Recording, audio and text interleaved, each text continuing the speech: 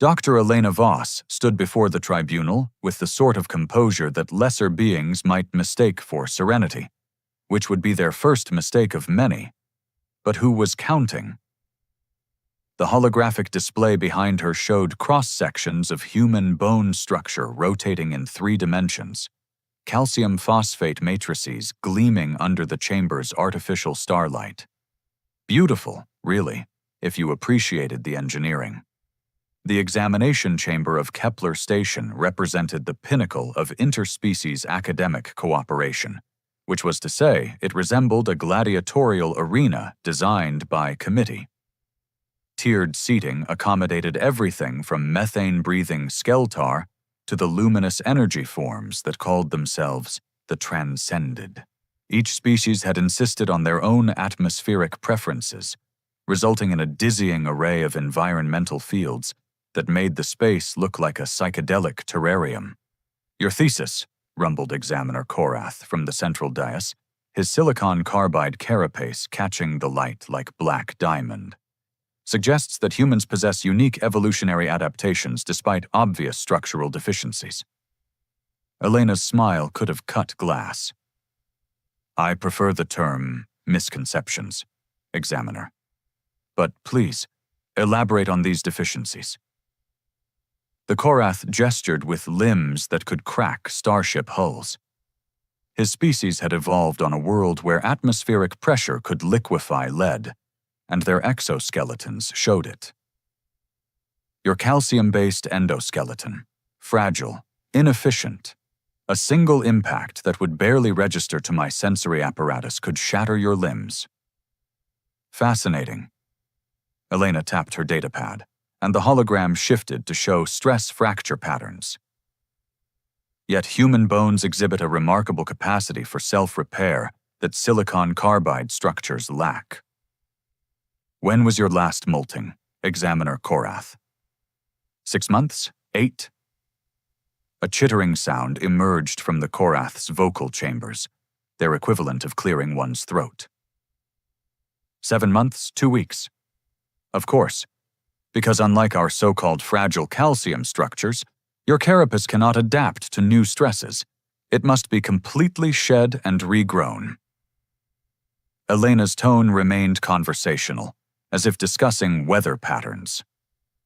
Whereas human bone continuously remodels itself based on applied forces, break a human femur, and it heals stronger at the fracture point. From the upper tiers, a crystalline Vethani chimed in with harmonics that translated to barely concealed amusement. "Surely you cannot claim superiority for a system that requires healing at all." "Not superiority, resonant Keshai. Efficiency."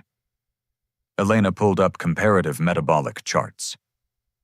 "Your crystalline matrices are indeed impressively durable, but they require constant energy input to maintain structural integrity. A human skeleton, once formed, requires minimal maintenance energy while providing superior flexibility and shock absorption." Shock absorption. Examiner Korath's mandibles clicked, dismissively. "A euphemism for breaking." "Is it?" Elena's voice carried the sort of patience typically reserved for particularly slow students.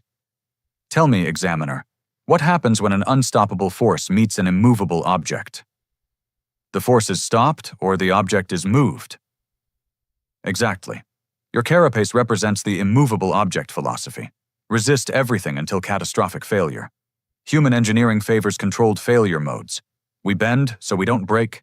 We absorb impacts across multiple joints and muscle groups. We distribute forces that would shatter more rigid structures. A gas form entity, one of the Whispers, coalesced near the examination panel. Its translated voice carried the texture of static electricity. "Your pain response systems," it hissed. "We find them excessive. Surely constant awareness of potential damage indicates poor design." Elena's grin widened, and for the first time, something predatory flickered behind her eyes. "Ah, pain. My personal favorite topic." She called up neurological maps showing human nociceptor distribution. You see excessive responses. I see the galaxy's most sophisticated early warning system. Human pain receptors can distinguish between 17 different categories of tissue damage, providing real-time diagnostic information that most species' medical scanners would envy. Yet you are incapacitated by this pain, Korath observed. We have witnessed human responses to minor injuries, the vocalization alone. That would be the communications protocol, Elena interrupted smoothly. Humans are social creatures. Pain vocalizations serve multiple functions, alerting group members to danger, summoning assistance, and, this is particularly interesting, triggering sympathetic responses in nearby humans that increase group survival rates. She advanced to the next slide without waiting for commentary. But more relevant to your concerns about incapacitation, human pain responses include automatic override systems, adrenaline, endorphins, norepinephrine. During genuine threats, humans routinely continue functioning with injuries that would require your species to enter hibernation states. Temporary chemical suppression, Korath dismissed. Hardly sustainable. No more temporary than your molting cycle, Examiner. The difference is we don't require complete system shutdown. Elena's tone sharpened. Humans have completed complex tasks with compound fractures, severe lacerations, even partial limb amputation. How exactly is that inferior to requiring 8 weeks of vulnerability every molting season? The chamber fell silent, except for the hum of environmental systems working overtime to accommodate 36 different atmospheric requirements. Elena let the quiet stretch, watching her examiners digest information that didn't fit their preconceptions. Finally, resonant Kes-Hai broke the silence with a sound like wind chimes made of anxiety. Your species seem unnecessarily complicated. On the contrary, Elena replied, we're elegantly simple. Every apparent weakness serves multiple functions. Take our muscular system. You see inefficient chemical engines that require constant fuel input. I see adaptive force multipliers capable of fine motor control or explosive power output, depending on requirements. Demonstrate, Korath commanded suddenly. Elena raised an eyebrow. I beg your pardon? If human physiology is so superior to your claims, demonstrate these capabilities. Academic discourse is insufficient. The other examiners stirred with interest. This was irregular, but not unprecedented. Physical demonstrations were sometimes requested for kinesthetic species who processed information better through direct observation.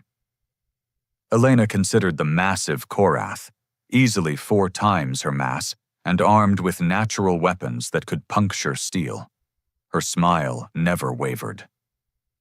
How delightfully primitive of you, Examiner. But if you insist on empirical evidence over reasoned analysis— She gestured toward the chamber's auxiliary facilities. I assume the combat simulation suites are available? The silence that followed carried weight that even the artificial gravity couldn't explain. The reception hall buzzed with the sort of energy that followed academic bloodshed. Elena nursed something that might charitably be called alcohol. The station's synthesis computers had attempted to approximate human ethanol preferences and succeeded mainly in creating liquid regret.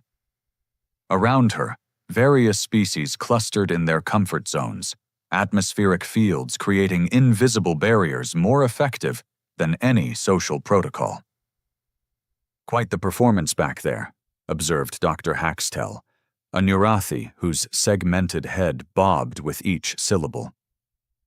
The insectoid academic specialized in comparative consciousness studies, which made him marginally less insufferable than most xenopsychologists. Though I suspect Korath is less than pleased with your methodology. Elena watched the subject of discussion holding court near the methane dispensers. The massive Korath was surrounded by admirers from the heavier world contingent, his carapace plates shifting with what passed for animated conversation among his kind. Methodology is everything in proper research, Doctor. Some species prefer theoretical frameworks. Others require more direct demonstration. About that demonstration. Haxtel's compound eyes reflected the station's prismatic lighting. You realize he was serious? Korath doesn't issue idle challenges. Neither do I. Elena sipped her synthetic disappointment and grimaced. Tell me, in your extensive studies of comparative consciousness, have you encountered many species that mistake restraint for weakness? Before Haxtel could answer, the atmospheric pressure around them shifted. Korath approached with the sort of deliberate movement that suggested large objects were about to be rearranged. His entourage followed at respectful distances, close enough to witness whatever came next, far enough to avoid collateral damage. Dr. Voss. Korath's voice carried harmonics that made nearby crystal formations resonate sympathetically. I have been contemplating your assertions regarding human durability. How academically rigorous of you. Elena turned to face him fully, which required craning her neck at an angle that emphasized exactly how much the Korath towered over her. Any particular insights? Your species exhibits concerning overconfidence for creatures so obviously ill-designed for survival. Korath's mandibles clicked in rhythm, a gesture that Elena's cultural briefings had identified as condescension. Perhaps this stems from lack of genuine predatory pressure in your evolutionary history. A whisper entity materialized beside them, its gaseous form crackling with what might have been amusement. The humans did evolve on a remarkably peaceful world, did they not? Single sun, stable climate, minimal geological disruption. Elena's laugh emerged as a sharp bark that made several nearby academics flinch. Peaceful? Earth? She gestured to the holographic displays still running her presentation data. Gentle colleagues, I fear your xenological databases require updating. She pulled up planetary statistics with a few taps on her wrist display. Seasonal temperature variations of 80 degrees. Tectonic activity that regularly reshapes continental masses. Atmospheric composition that would be toxic to most species represented here. And that's before we discuss the local fauna.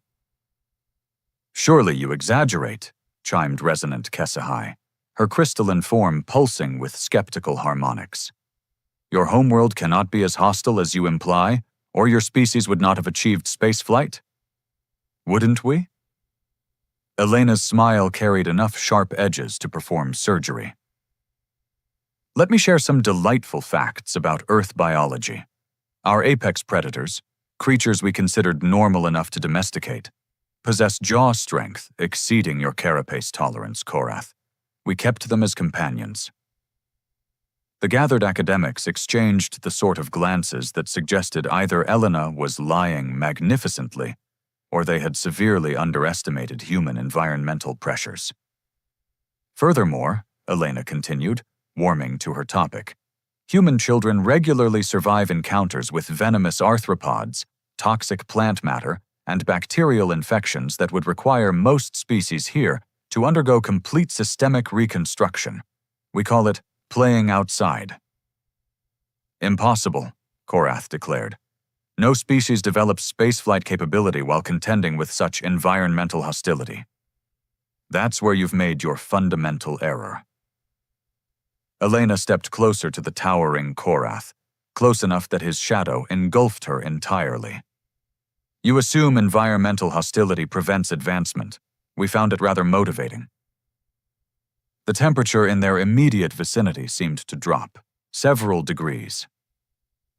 Around them, conversations died as more academics drifted toward what was shaping up to be either fascinating discourse or spectacular disaster. Your theoretical posturing aside, Korath rumbled, physical reality remains unchanged. Calcium-based endoskeletons cannot withstand the forces that silicon carbide structures handle routinely. Theoretical posturing. Elena repeated the words with the sort of precision typically reserved for dissection. How refreshingly direct. Are you suggesting that my research methodology is insufficient? I am stating that your species' limitations become apparent when faced with genuine physical stress rather than controlled laboratory conditions. The challenge hung in the recycled atmosphere like a toxic cloud. Elena could practically hear the mental calculations as surrounding academics began calculating the odds of witnessing actual interspecies violence at what was supposed to be a civilized academic gathering. Fascinating hypothesis, Examiner Korath. Elena's voice carried the sort of calm that preceded either profound wisdom or spectacular violence. I assume you would be willing to participate in empirical testing of this theory. If necessary to demonstrate the flaws in your reasoning, yes. Excellent. Elena raised her voice slightly, addressing the growing crowd.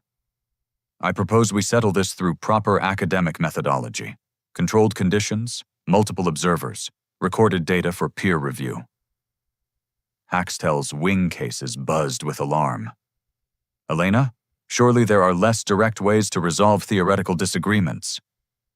Not when dealing with species that mistake caution for cowardice, Elena replied, her attention never leaving Korath. Besides, proper science requires reproducible results. My dissertation defense established the theoretical framework. Now we test practical applications. Korath's carapace plates shifted with what Elena recognized as anticipation. The station's simulation chambers can accommodate various gravity and atmospheric conditions. When would be convenient for this demonstration? Why wait? Elena's grin could have powered the station's fusion reactors. I find immediate empirical testing eliminates variables introduced by extended preparation periods. The crowd stirred with the sort of excitement that academics usually reserved for discovering citation errors in their rivals' work. Here was the possibility of witnessing genuine scientific method applied to interspecies conflict resolution. Very well. Korath's mandibles clicked with satisfaction. Simulation Chamber 7 can accommodate both our physiological requirements. Shall we say 30 minutes to allow proper documentation setup? Perfect. Elena finished her synthetic alcohol with the sort of determination typically associated with pre-combat rituals. Though I should warn you, human testing methodology can be rather thorough. As they separated to prepare, Elena caught Haxtell's worried expression. Don't suppose I could convince you this is academically unnecessary? The Nurathi asked. Doctor, Elena replied, this stopped being about academics the moment he mistook politeness for weakness. Some lessons require hands-on instruction. Simulation. Chamber 7 resembled what would happen if an architect had been asked to design a nightmare and given an unlimited budget.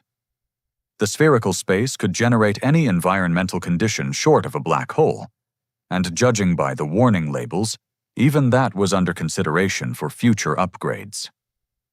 Currently, it hummed with the standard gravity-atmospheric mix that most carbon-based life forms found tolerable. Elena stood in the observation alcove, methodically removing her academic robes to reveal form-fitting exercise gear that looked suspiciously purpose-built. The assembled crowd pressed against the viewing ports with the sort of eager anticipation usually reserved for public executions or tenure announcements. Standard combat parameters, announced Dr. Vextor, the station's senior systems administrator, whose species had evolved from something resembling a cross between an octopus and a bureaucrat. Non-lethal force only. Combat ends when one participant yields or becomes incapacitated. Medical nanites will prevent permanent damage. Korath emerged from his preparation chamber, looking like a walking siege engine. His carapace had shifted to combat configuration. Plates overlapped for maximum protection, limbs locked into striking positions that could punch through starship hull plating. The effect was impressive in the way that natural disasters were impressive. Any final theoretical adjustments to your thesis, Doctor? Voss? Korath's voice resonated through the chamber's communication system. Elena stretched with movements that were somehow both casual and precisely calculated. Only that practical application often reveals flaws in theoretical understanding. She entered the combat zone, moving like water, fluid, adaptive, seemingly without fixed form. The contrast with Korath's mechanical precision was striking enough to make several observers recalibrate their recording equipment. The combat began exactly as anyone with functioning brain cells would have predicted. Korath launched himself forward with the sort of force that rearranged local space-time, his primary striking limb aimed at where Elena had been standing approximately 3 nanoseconds earlier. Elena wasn't there anymore. She had moved sideways with the sort of economy of motion that suggested someone had done this before, possibly frequently.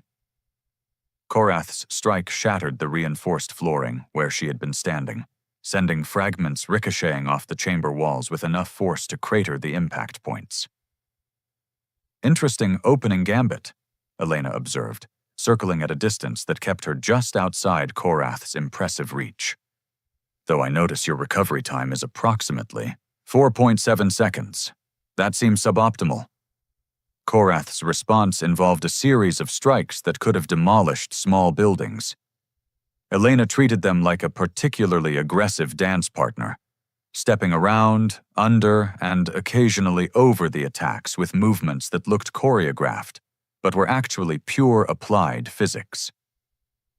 Your evasion tactics are adequate, Korath acknowledged, between attempts to turn Elena into abstract art.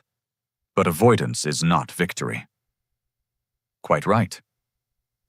Elena's reply came from directly beside Korath's left sensory cluster, where she had somehow materialized during his latest swing. Shall we discuss victory conditions? Her hand, those supposedly fragile human fingers that had provoked so much academic discussion, pressed against a seam in Korath's carapace with surgical precision. The massive alien's next strike faltered as his left arm suddenly refused to respond properly. Pressure point manipulation, Elena explained conversationally, dancing away from Korath's increasingly frantic attacks. Your species' neurological pathways follow predictable patterns. Fascinating how evolution creates such elegant weaknesses. The academic crowd pressed closer to the viewing ports. What had begun as expected domination was evolving into something resembling actual combat, which was significantly more interesting than most doctoral defenses. Korath adapted with the sort of methodical problem-solving that had made his species successful interstellar engineers. He shifted to wider, sweeping attacks designed to catch Elena regardless of her evasive capabilities. The strategy was sound in theory. In practice, Elena went up. She used Korath's own momentum against him, vaulting over a horizontal sweep that would have bisected most humanoid forms. While airborne, she managed to strike 3 separate pressure points along Korath's dorsal ridge, with movements too fast for most of the observers to track. Korath's right leg seized mid-stride, sending him crashing into the chamber wall with enough force to activate the structural integrity warnings. The fascinating aspect of pain, Elena said, landing in a crouch that absorbed the impact across multiple joints, is that it serves as both warning system and tactical resource. Your species experiences damage as binary input, functional or non-functional. Humans have considerably more granular feedback. She demonstrated by striking another neurological junction as Korath struggled to right himself. His sensory array flickered, creating the sort of disorientation that made coordinated movement nearly impossible.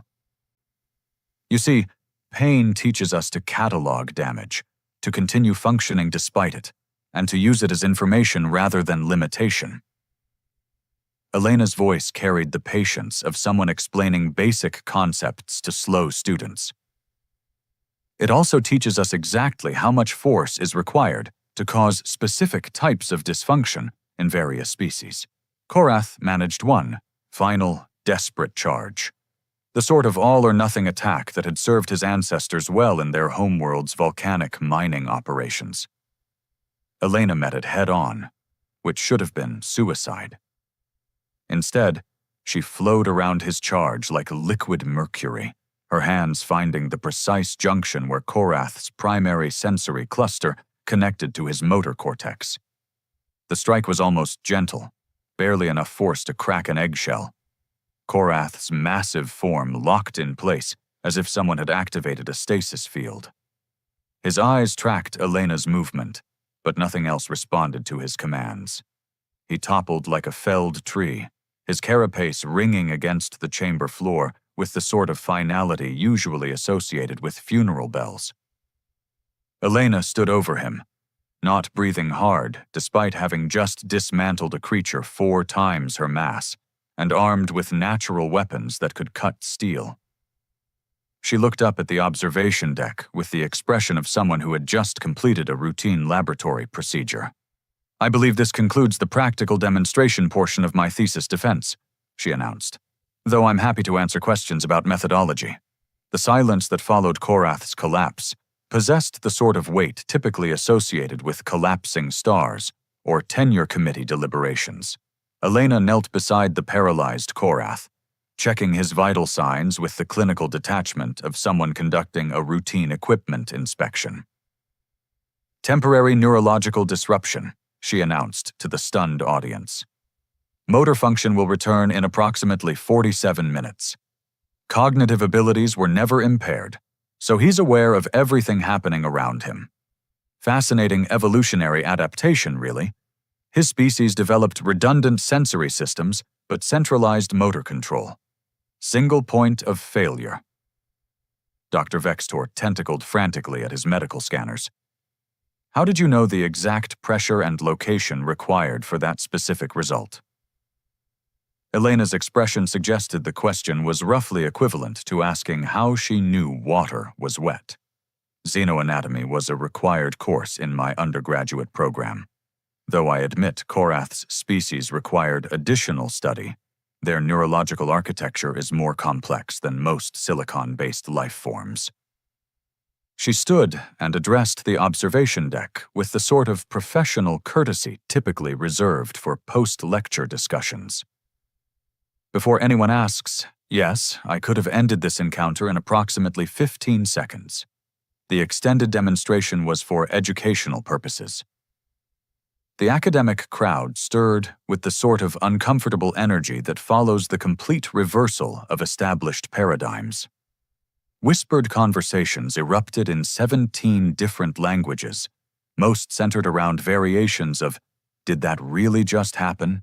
and "Perhaps we should reconsider our assumptions." Resonant Kesahai's crystalline form pulsed with what could charitably be described as nervous recalibration. "Dr. Voss, your methodology raises certain questions about human capabilities that our xenological databases may have understated." "Understated?" Elena's laugh carried enough sharp edges to perform delicate surgery. "My dear colleagues, you've been operating under the assumption that evolution rewards the loudest, largest, and most obviously dangerous. Earth taught us that survival belongs to the most adaptable." She gestured toward the medical nanites working to restore Korath's motor functions. "Your species developed impressive defensive capabilities: armor, claws, toxins, energy projection, all very dramatic. Humans developed something far more insidious: the ability to learn our enemies' weaknesses faster than they can adapt their strengths." Dr. Haxtell's compound eyes reflected concern that transcended species barriers. "Elena, are you suggesting that human research into alien physiology has been comprehensive?" "Research?" Elena's smile could have powered fusion reactors. "Doctor, every human xenobiologist, medic, engineer, and cultural attaché has access to detailed physiological data on every known species. We call it diplomatic preparation. You might call it tactical intelligence.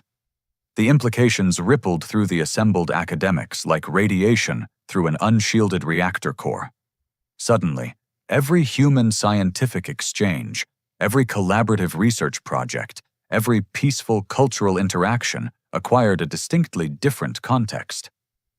The beautiful irony, Elena continued, is that you provided most of this information yourselves. Academic conferences, medical exchanges, joint research projects, all wonderfully educational.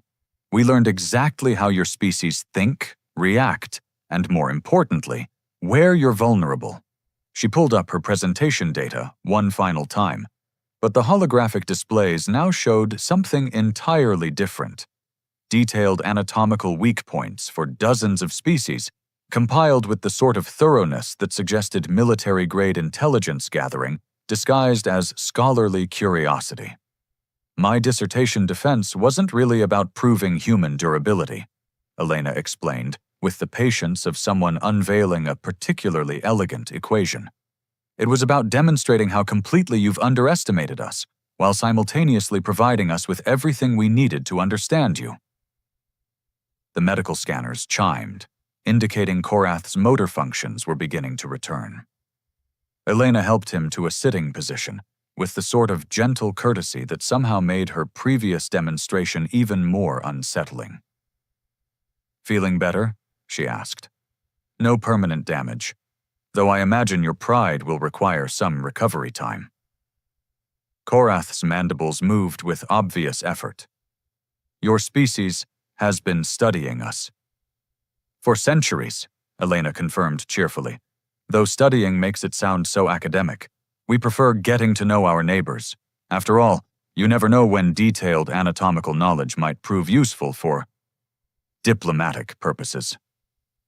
She stood and brushed imaginary dust from her exercise gear. "Now then, shall we return to the matter of my thesis approval?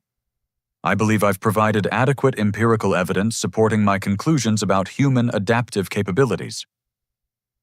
The tribunal members exchanged glances that suggested they were rapidly recalculating risk assessments for an entire species.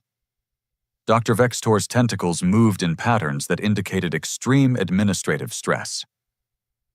"Dr. Voss," he began carefully, "your research proposal requesting funding for comparative fragility studies in post-contact species will receive immediate approval," Elena finished, "along with whatever resources I require for expanded xenobiological research. After all, there's so much more to learn about our galactic neighbors." As the academic crowd began dispersing with the sort of haste typically associated with evacuating unstable reactor cores, Elena helped Korath to his feet. The massive alien moved with newfound respect for the small human who had just redefined his understanding of evolutionary success. "One final question," Korath said quietly. "How many of your species possess these capabilities?" Elena's answer carried the weight of revelation and the promise of futures that suddenly seemed far less predictable than anyone had assumed. "All of us," she said simply. "We just prefer to let you think otherwise." The laughter that followed echoed through the station's corridors long after the academic conference had officially concluded, carrying with it the sort of implications that tend to reshape interstellar diplomatic policies and make previous assumptions about fragile species seem remarkably naive.